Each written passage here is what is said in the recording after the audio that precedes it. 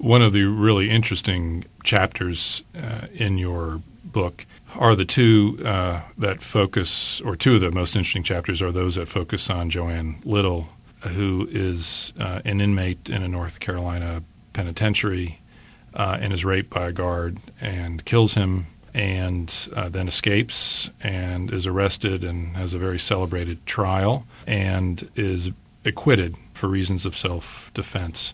Could you tell us a little bit about that case and also what that case illustrates for you about the fluidity of black power politics in North Carolina? Sure. As you nicely summed, Joanne Little was a black woman who was incarcerated on the eve of her release.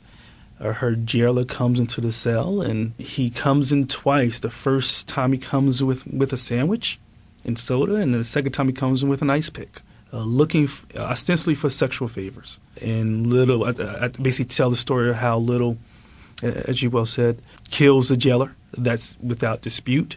And then there's a debate whether she kills him for self-defense or whether she was trying to escape. Initially, she escapes the cell. She's indicted for capital murder.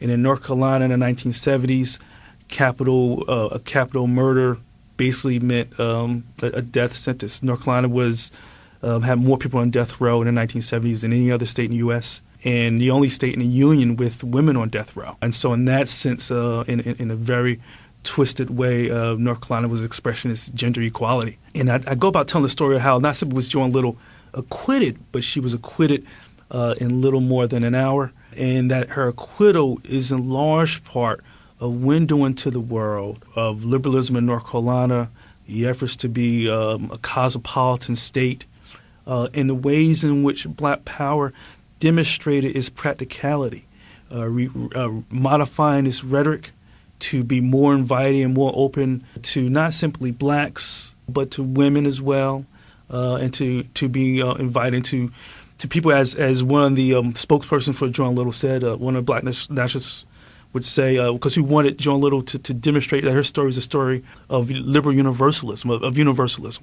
And as another supporter of Joanne Little said, that her story was a story of human fullness and human equality. So what the Little chapters illustrate is black power's openness to notions of liberal universalism and human equality. Not necessarily we can say whether they embraced it and deeply believed it. That's hard to determine. That's a bit murky. But the willingness to modify that language because they saw a higher goal, a higher aim. That higher goal was the saving of Joanne Little's life and getting her off of death row. And so I'll go about telling that story. And I also go about laying the complexity of these black power activists who on one level demonstrated their enlightenedness and their ability to modify their rhetoric, but at the same time also were engaged in misogynistic behavior and sexual abuse of their own. And so I lay out the complexity of that in two chapters. One of the stories you tell in a broader thematic way is that black power moderated itself in dialogue with liberalism. It got a fair amount of its money from liberal institutions of one sort or another. It understood that if it wanted to carry on with its positive nation-building programs, it needed to have activities, needed to have support, and for that they required support from beyond their own community. Mm-hmm. And much of that came from white liberals. So one way of reading your book is that over time the engagement between liberalism and black nationalism moderated black nationalism. Mm-hmm. So I want to ask you if that is a correct reading of your book, and if it is, I would then ask you to go on and to say something about the ways in which black nationalism may have influenced liberalism. How did black nationalism change liberalism, if at all, through the dialogue that those two movements had? Sure. The relationship between black power and liberalism, how did black power change liberalism? What I'd probably say is, and I can give a sort of a long answer, but what I'd probably say is if there's one thing to take out of this interplay between liberalism and black power and what it tells us about liberalism is that what black power can show America, show the nation state at this particular point, the U.S. at this particular point, is the elasticity of liberalism. Liberalism is not a feckless ideology. And it showed how liberalism's ability to engage radical civic ideologies and bring those civic ideologies back from the brink of political violence. And so what this interplayer story tells us is how basically how liberalism succeeds and how it succeeded as a political philosophy. A political philosophy in part designed to bring more radical civic ideologies back from the brink of violence and social nihilism. And so I think that's how Black Power can inform us on liberalism. Now, the moment of the rapprochement between liberalism and Black Power, which I think you would probably say happens in the 1970s Precisely. as opposed to the late 1960s, Sure. is also the moment when Jesse Helms rides to power in North Carolina politics.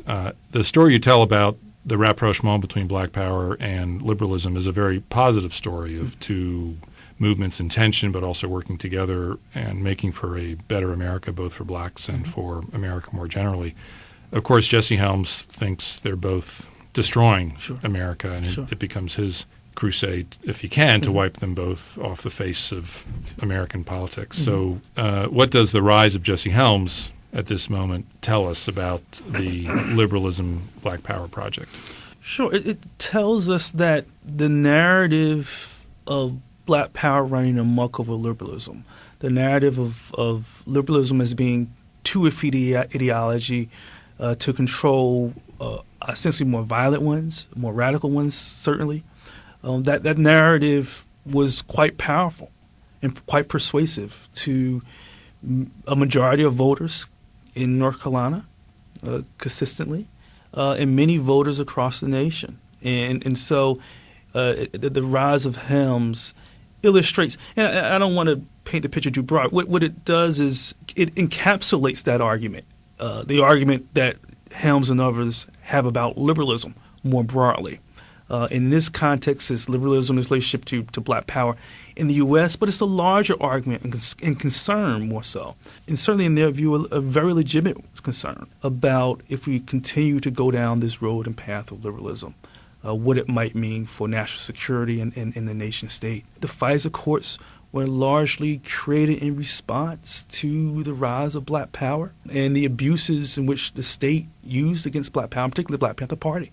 And so we still live with the consequences of state action in relationship to Black Power in the 1970s. And so we still live these issues today. As our conversation has made clear, this book addresses some of the most important questions about politics and liberalism, conservatism, and radicalism in the second half of the 20th century. It's very rich, both conceptually and empirically. And my final question then is there anything that you want to bring to the reader's attention that we haven't talked about, something important in your book, either an episode or a moment or a theme that will give readers an additional reason to look deeply into and explore your work? Just more broadly, that I think it's important that we revisit and rethink both our understandings of liberalism and Black Power, and particularly in this day and age. In doing so, we'll have, I think, a better sense of what it means to be a nation, a civic nationalist country, quite frankly, and the values of civic nationalism. And so in rethinking liberalism and Black Power, I think we'll have a much richer understanding of what it is to be a nation under the rubric of civic nationalism. Devin Fergus, thank you very much. Devin's book, again, is Liberalism, Black Power, and the Making of American Politics, 1965 to 1980, to be published by the University of Georgia Press in April 2009. For those of you listening to this podcast, it's a very, very good book, and I encourage each of you who's listening to this to take an opportunity to read in it and learn from it. Devin, thank you very much. Thank you, Gary.